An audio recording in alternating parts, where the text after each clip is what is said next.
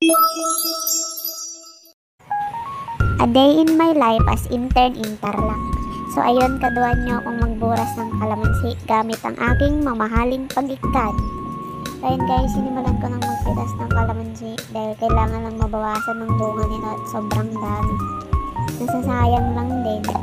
Charis, kailangan lang talaga namin. So ayan, so far nakaburas na ako ng mga 65 pieces. So habang nagbuburas nga ako guys, nakita ko si apong ko. Mali, paru-paro gayam. And yan, nalpas na ako nagburas. So naka 199 pieces akong kalamansi. Pagkatapos nan guys, ako ay nagsukat na at kami ay makiki-attend ng orientation sa munisipyo. O, diba?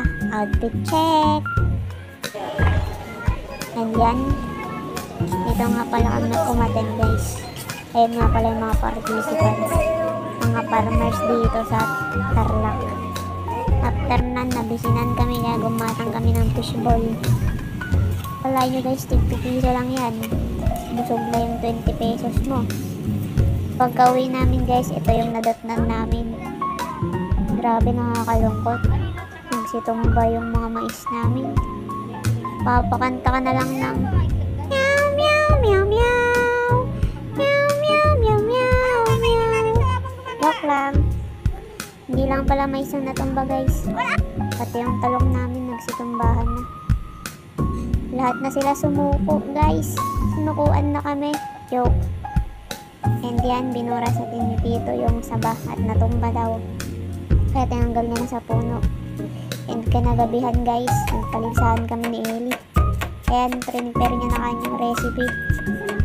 Ang fried ubod ng saba by Chef Ellie Dimagiba. And sumunod na din ako guys. Yung recipe ko naman okay.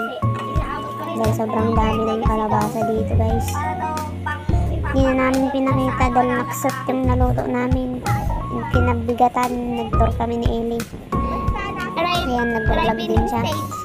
Siya yung driver natin for today's vlog.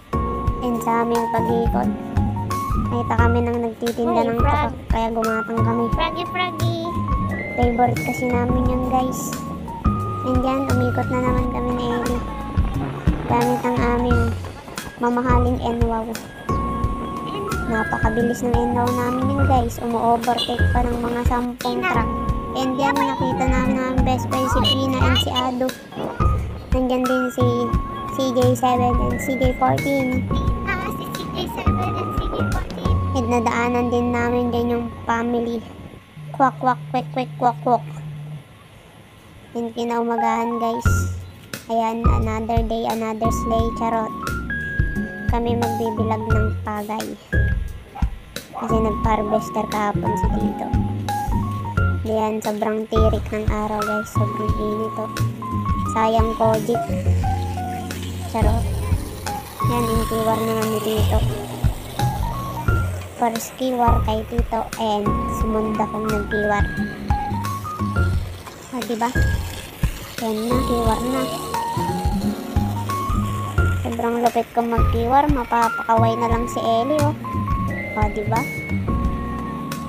And the day after tomorrow, kami nagbalang.